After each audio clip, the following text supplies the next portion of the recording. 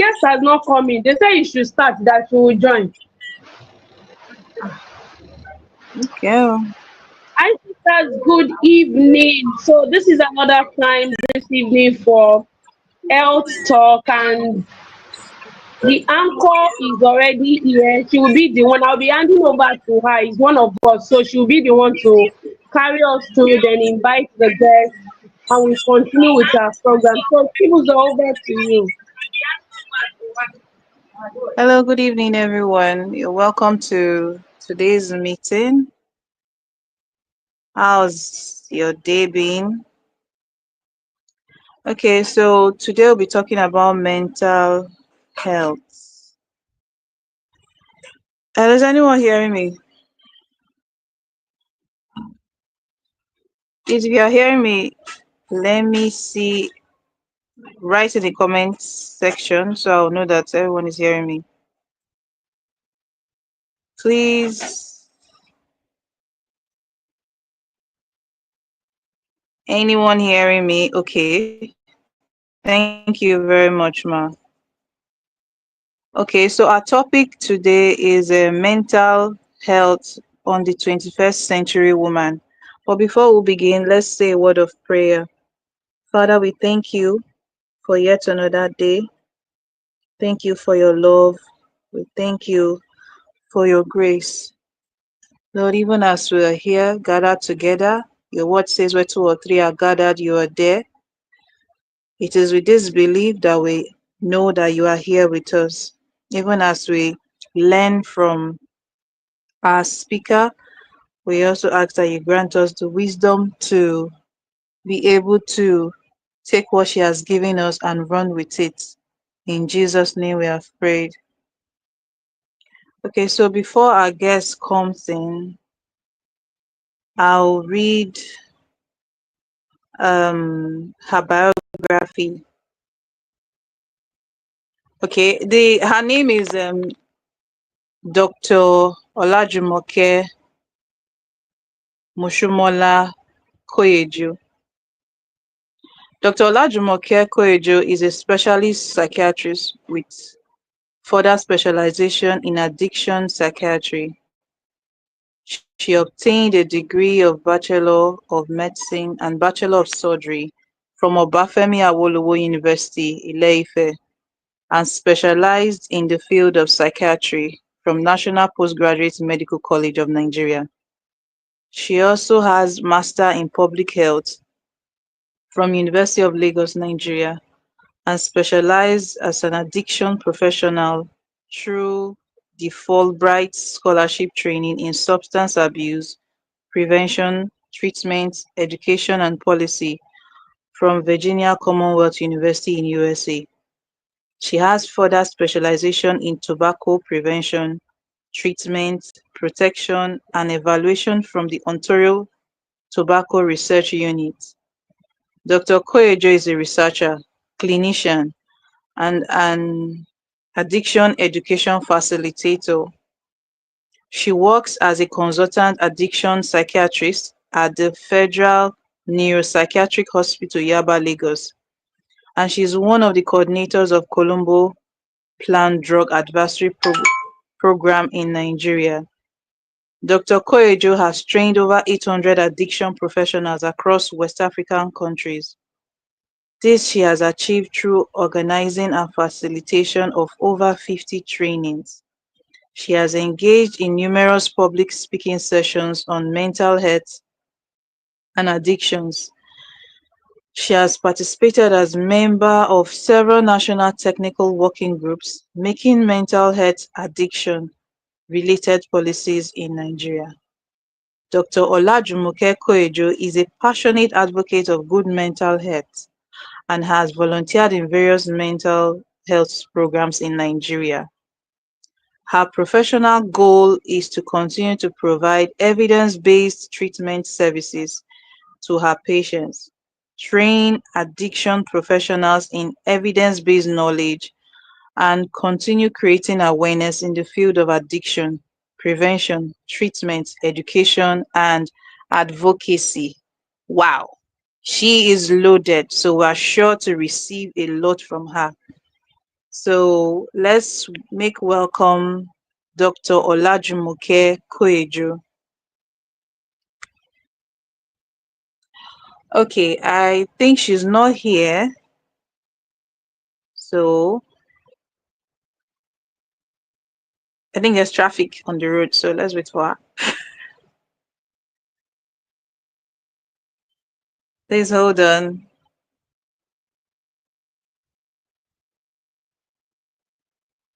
Are you supposed to clap now? I'm not seeing clap. Oh. After that plenty powerful biography. Eh? Nobody's clapping. I'm not seeing any clap. I need to see clap now. What's happening? Let's keep clapping until she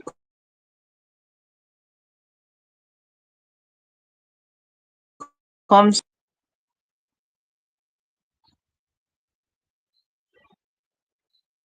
Thank you, thank you, thank you.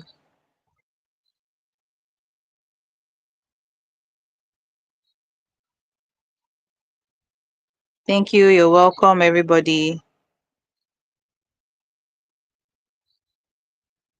Keep clapping until she shows up.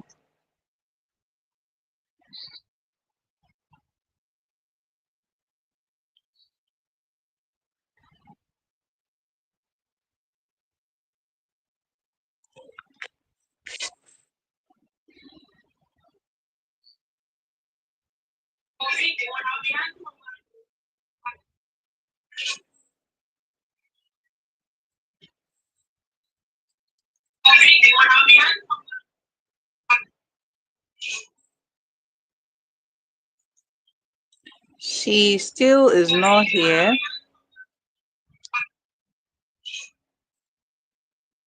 She still is not here.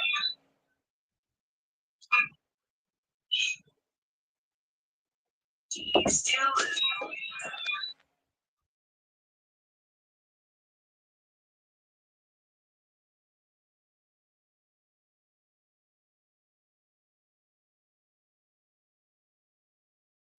Please bear with us. Let me find out what's keeping her. Please hold on a bit. Thank you, everyone, for your patience. Please bear with.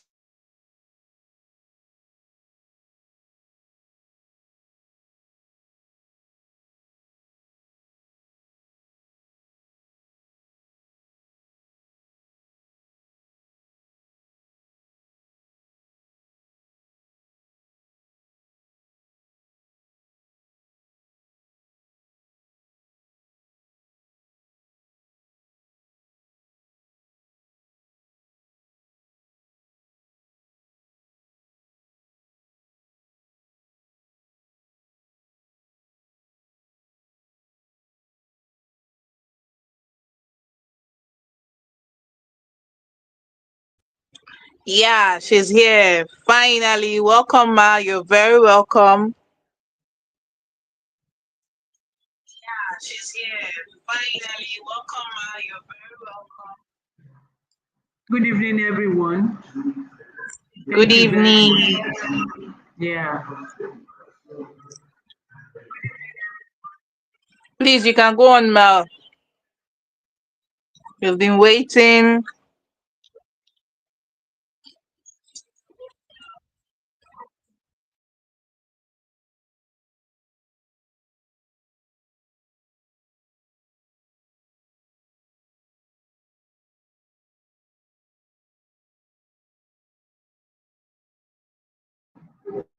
So how do I upload my slides?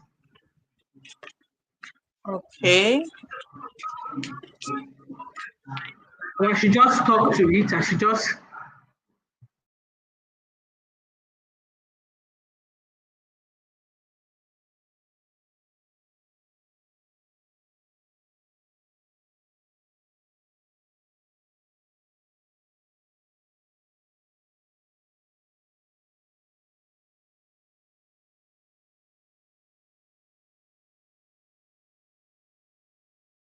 How do I upload my slides? That's the challenge now.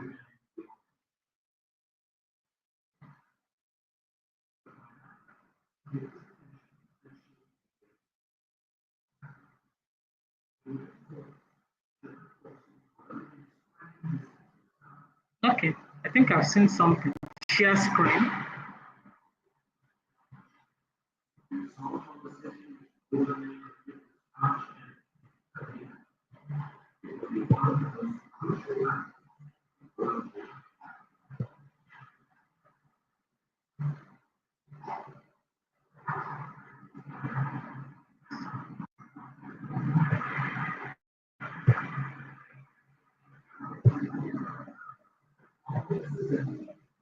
Okay, can we all see it now?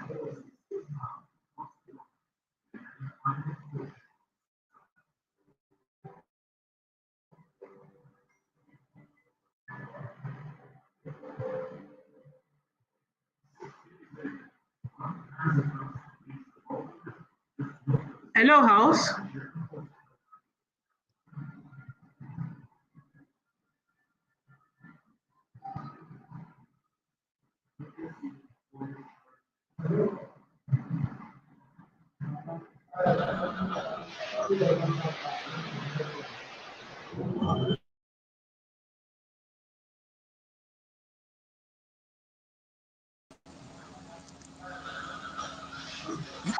Hello, Hello, can ma. we We see can this? we can see your Okay, face, not the screen. how about the slide? You're not meant to see my face. You should be seeing. Okay, let me try it again. Let me try and share it again. Okay. Oh no, that's not what I want to share. Share screen.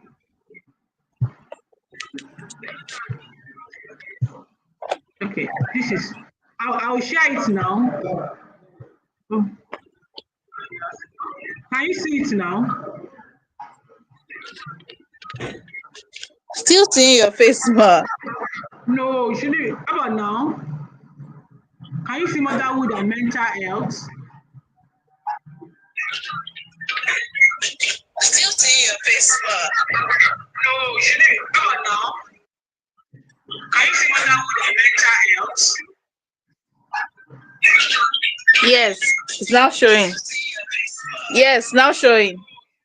Okay, great. Let me. So, can I start? Yes, ma. Please start. Okay. One minute. Let me put all of this up.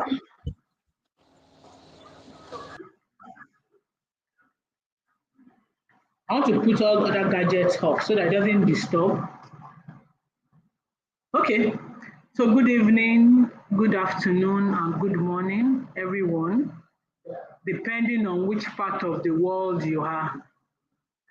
My name is Olajumoke Koyeji. I'm a consultant psychiatrist and I work at the Federal Neuropsychiatric Hospital, Yaba.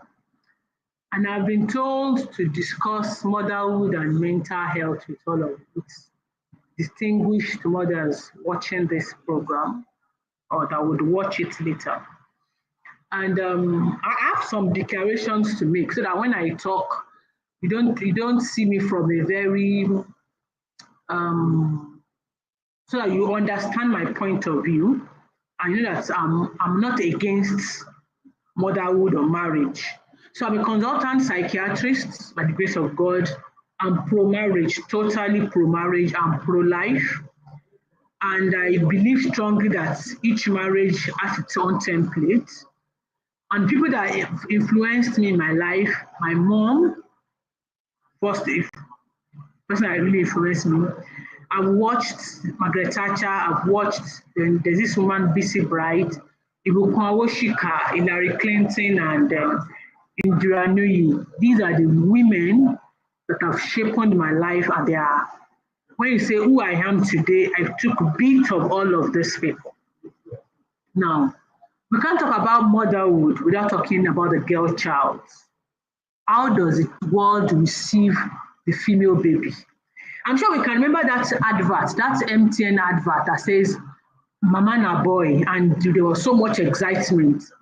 And they had to pull that advert down because they said it was pro male and, that feminists came up and said that wasn't the right advert. So I'm sure you can all remember that advert, Mama na boy advert. Then that is at birth what happens to the girl child. And growing up, more attention is paid on that because of her future home. She's being prepared for a home. She's being prepared for the kitchen. She's not being prepared for the boardroom, so to say. If you call the girl child to this kitchen, come and learn how to make amala, come and learn how to make rice, come and sometimes you leave the boy child out of it. Hello, are we there? Can you hear me? Hello? Hello? Okay. There's more security because for the girl child because of the risk of unwanted pregnancy. So sometimes she can't play as much as she wants. And boom comes hormonal changes, menstruation, which actually affects her mood and even her functionality. And despite all of this barrage of emotional and physical changes she's enveloped in, she goes through the same rigorous education as a boy child. Let's just continue. Okay, then there comes marriage. She becomes a young adult, and the pressure, a subtle pressure of finding a partner. And people are like, people are so happy when the girl is getting married and they feel that the boy can get married at any time. And there's this long list of young females awaiting spouses. And boom, she's married, the burden of the marriage comes.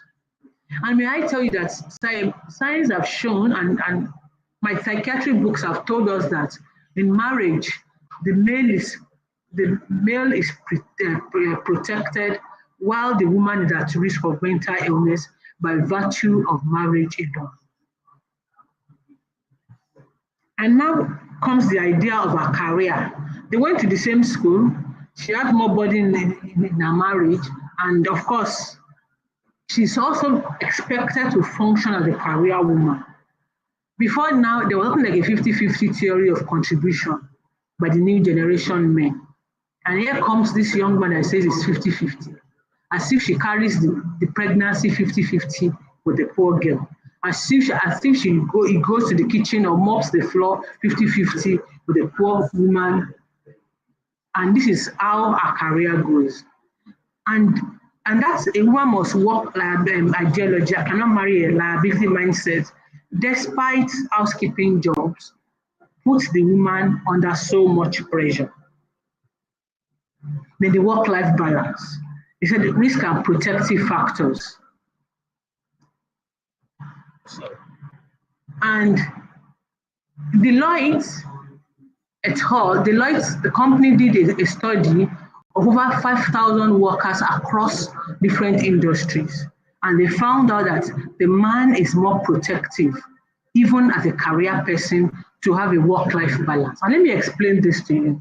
Let me make my friend that invited me here, she's a pediatrician. When she would read the same books to pass her exam, she would walk, she's a pediatrician, she will see her patients go through the same rigors trying to treat patients. But on her way home, instead of driving straight home, she branches at the nearest market to her to pick up some groceries and goes home to cook. And of course, she might have to, after cooking and making the house and for the whole day, she might have to resume another duty maybe at 9 p.m. or 10 p.m. But let me explain an average man's work to you. The other person is a pediatrician. The guy would see his patients, maybe drive home, doesn't brush anywhere, drives home, and when he gets home, he goes straight to the room to go and have a shower, to change and pick the remote. But this same person, another person that does the same job, will not even go upstairs to our room to change. She probably drops her jacket in the dining table and checks what they are doing in the kitchen. So you can see even in the work-life balance, a woman is not protected. So we can see, of course, high family financial needs would cause some imbalance in the work life and some other things. Then now, here comes marriage. It is meant to be a union between two adults with the intention of making the union work. And from economic studies, we know that human wants are insatiable, so they keep working hard to make it work and they're desiring more. And more is expected from the woman to make the marriage work. They will tell you in Yoruba, farada, farada, that type of thing.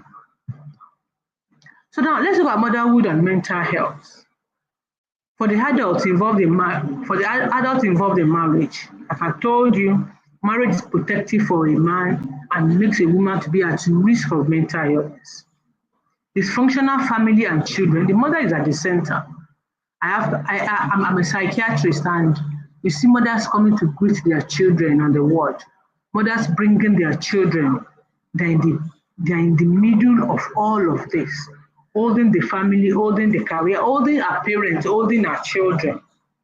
The mental disorders, a woman is at more risk of depression, schizophrenia, or bipolar affective disorder more than a woman. And of course, at old age, a lot is expected from her. I hope I'm not frightening the women here. I don't know if they can even hear me. If you can hear me, can you just say hi? So now, motherhood and mental health now. The woman she sees her monthly period, cyclical hormonal changes during menstruation. It's associated with so much physical and emotional changes. And these are the things the woman goes through every month. And of course, she gets pregnant, and all of the shape she has worked for over years, everything gets distorted. And of course, her breasts become flabby, and all those things happen to her. And she can't even, and she's different from the fine figure 8 girl she used to know to something, maybe a B or a figure P or figure B, or I don't know what figure to call it now. And of course, menopause comes, which comes with dry skin, hot flushes, night sweats, and sleep disturbances, and sometimes severe emotional problems. And these are the things a woman goes through. And now, because we've been trained, and of course, the Bible tells us that man is the head of the family, which I quite agree with. But is MRS an objective or the main goal? Is it a means to an end? So a treasure was hunted by someone, and while deflating your worth.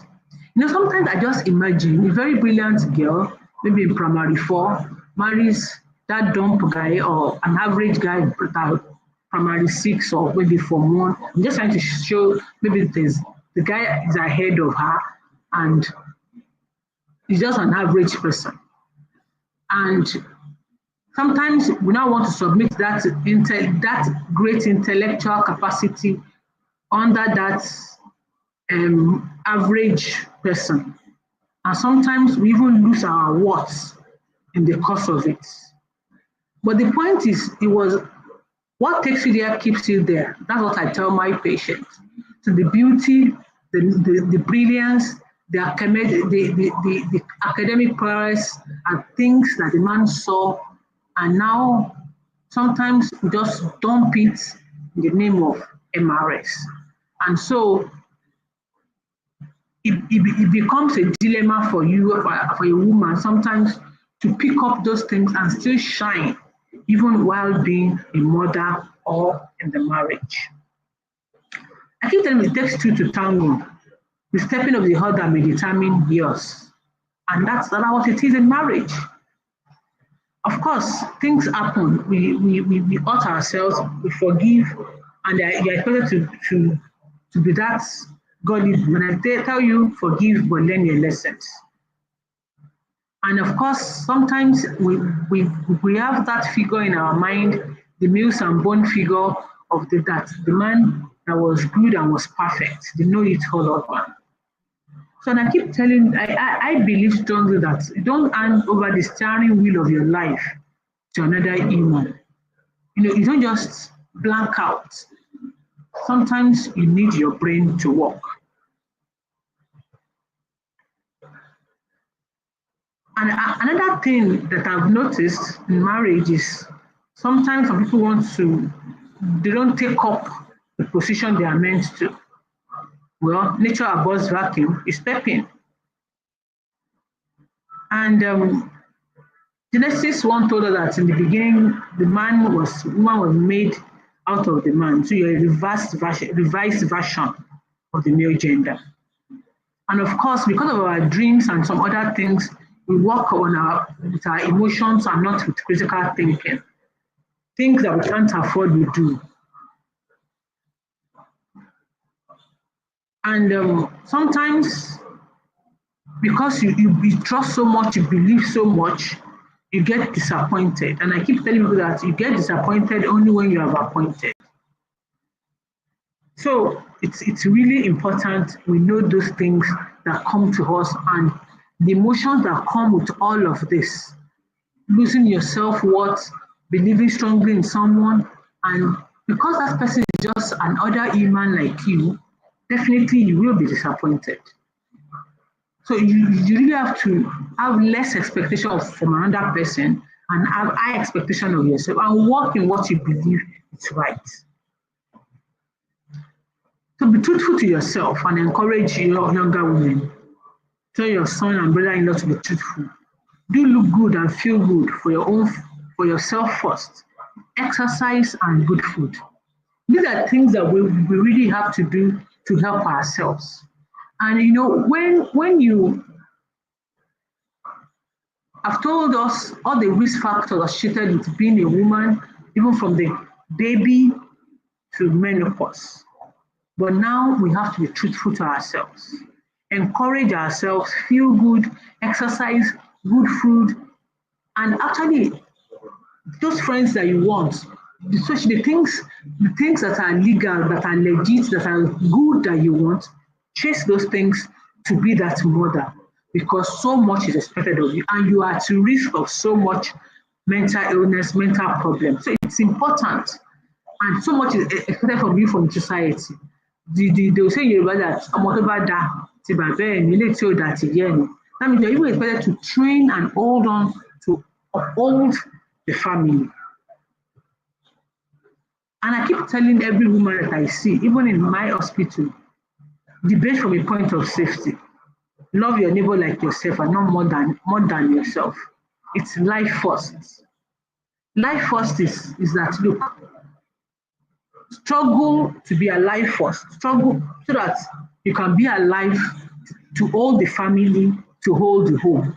I've told you you are at risk of several things. They are at risk of everything, stigma, work imbalance, and several mental illnesses. Yeah.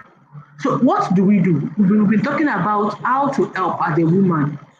And I'll tell you, it's medical, there's biopsychosocial care that women as a whole has to uphold. I've told us from the beginning, from birth, what a woman, the girl child, the woman, the spouse would go through, even to her late 50s, which menopausal symptoms set in. So how do you help yourself? How do you help yourself in this issue?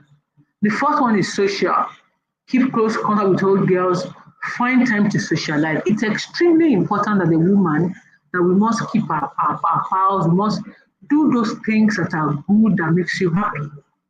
It's extremely important because sometimes in the midst of all the chaos of what you have to settle, you lose yourself, you forget yourself. Yeah. Then psychological, sometimes then you talk therapy. Have someone, have a community of people you are dependent. It could be a prayer partner that prays with you, a community of people that you can just speak your mind and they are there for you.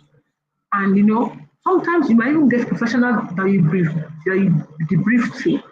Another thing I want us to look at as a woman, they are biological, the use of medication if need be. Do not shy from this is the reality. I'm at risk of this, which I've told you. And it's important that you use your medication if need be, and it's extremely good we do all of this. Then spiritual. As a woman, we really need to be spiritual. We need to have time in which we speak to God. It's a form of talk therapy, and it's spiritual, and God will answer our prayers. And that's actually the the way to go. So it's extremely important that we know all of this to be able to forge ahead, to be able to hold firm in that storm that life has thrown to you by virtue of your gender. And I want to complete this by saying that, in conclusion, woman, it's your game. Play it to your advantage. The world is a stage. It's your game. Play it to your advantage. Thank you very much. I'd like us to discuss and share what we think.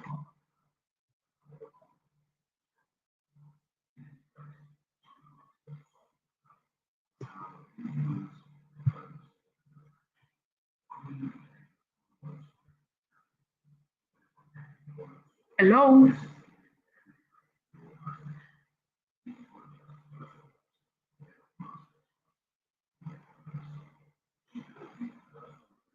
Hello?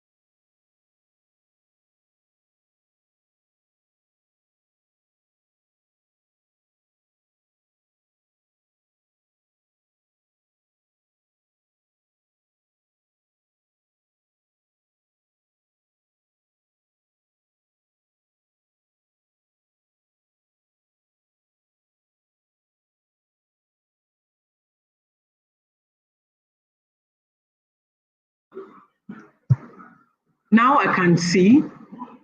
I can see. I can see. I can see. Oh, yeah. So everybody heard me. My slide was moving.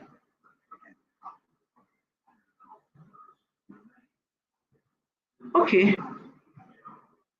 I would want us to actually discuss, and because, like I told you, as a woman, you are at risk of so many things. Psychiatric illness, you're at risk of even social stigma and every other thing that naturally a man is protected from. And these are the things that we should look into as a woman. So, yeah, talk to God is therapeutic, definitely. Thank you very much. Do we have questions?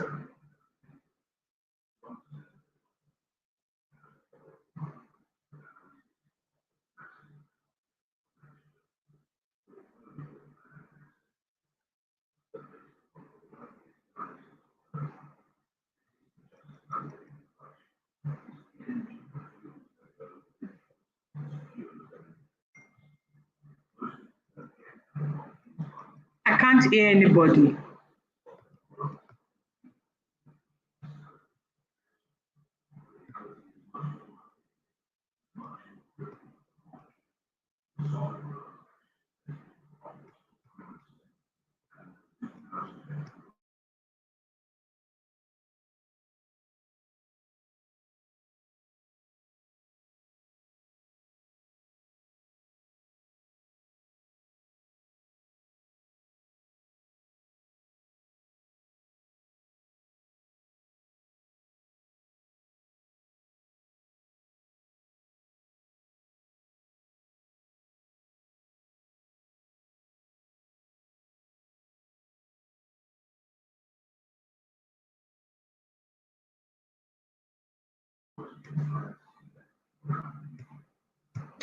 Well, I've been told to talk about our mental health during menopause, and I would like to tell you that it's extremely important. Well, people didn't see my slides move, so I'll talk about it again.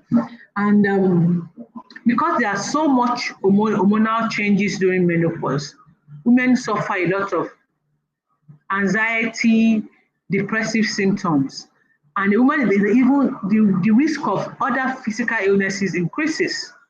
So during menopause, things just change. The emotional imbalance, just all those hormones that have been keeping you going, before now, they've stopped, they're no more there, they're not being produced at the level at which they were being produced before. So there could be several things that could happen. Women are at risk of bipolar affective disorder during menopause, and they cannot comprehend it. So it's really important for us as a woman that, like I've told you, the bow psychosocial plus spiritual.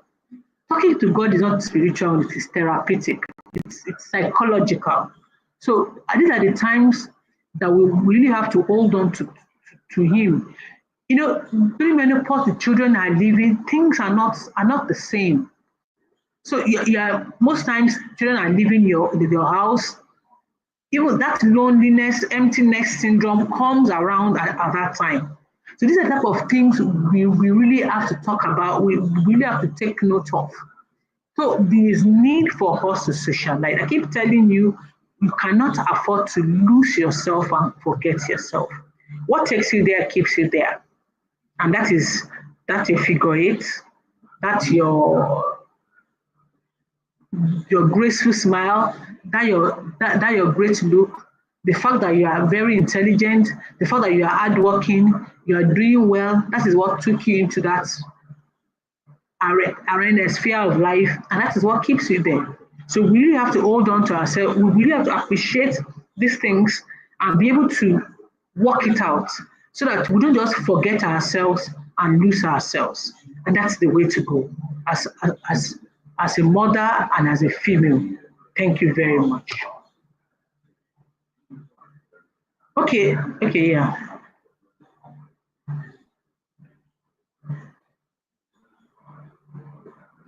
And you know, during menopause, the symptoms sometimes are not florid. They're subclinical signs. So they might not actually need medication. So it's just for us to watch out for and totally prevent those because they will come very mild and very simple that could distort so many things in our life. So it's just about psychological and social therapy that will give ourselves that would really work out. And those basic medications, those supplements, if need be, you could use them and they would really be of help to us. Thank you very much. I can't hear anybody. I don't know.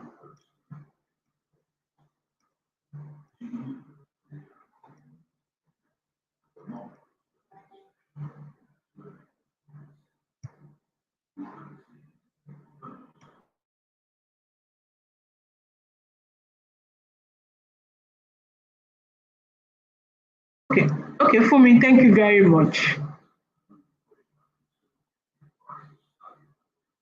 I don't. Okay.